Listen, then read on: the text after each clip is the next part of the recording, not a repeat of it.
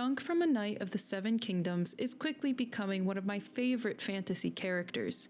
He's capable of something so important, yet so intimidating for many. Sir Duncan the Tall, our hero, is a man who asks for help, often with humility and sincerity.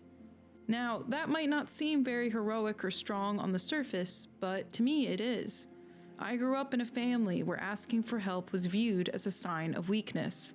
To be self-sufficient and tolerate pain was something to be proud of, so I tended to keep all of my burdens to myself and never asked for help unless it was absolutely necessary. It always pained me to do so, and it still does to this day. But not for Dunk. Somehow, he makes asking for help seem so doable, so approachable. Sure, it's always awkward for him, but his honor is never on the line when he makes a request. His pride isn't based on the pretense of success, or how many connections he has, or what material goods are in his possession. Rather, Dunk's source of inner strength is much more valuable than all that. Dunk was raised to have a kind and honest heart. For this, he credits his former master, Sir Arlen of Pennytree, the man who took Dunk in and taught him everything he knew about being a knight. How to fight, how to ride a horse, how to get back up after being knocked down, that protecting the innocent was the greatest calling, and to not take too much from people who can't afford it. Arlen was not a man of talent, means, or charm, but he taught Dunk how to honorably serve the people of the Seven Kingdoms in whatever way is needed.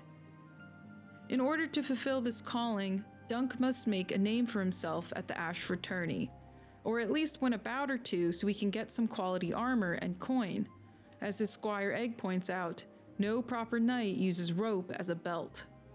Most people at the tourney are there to hoard any influence or power they can.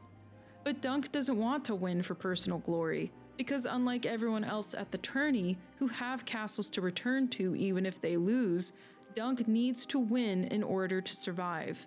If Dunk loses one bout, he loses his sword, shield, and horses with no means of buying them back. And a knight is no knight at all without those things. If Dunk loses, he loses his one legitimate way to earn a living. So he asks everyone he meets for help, and not indirectly, timidly, or through emotional manipulation. He just outright says, "Can you help me?"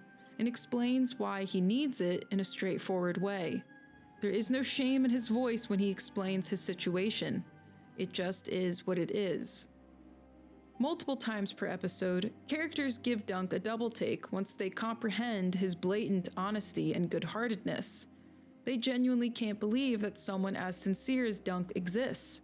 He's not asking for anything but what can be afforded, and nothing that would compromise someone's morals.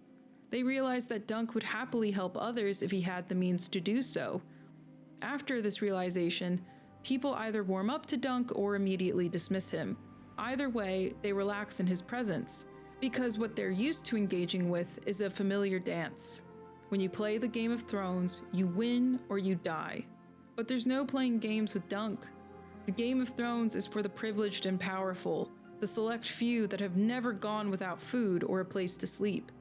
Dunk, however, is like the majority of people in Westeros, pawns on the board for whom the game never stops, forever stuck in the battle of survival, and praying that their masters make the right moves. Dunk is trying to get out of that battle, but not to be in the game. If Dunk becomes a successful hedge knight, he can forge his own path. He can choose who to fight for and where and when.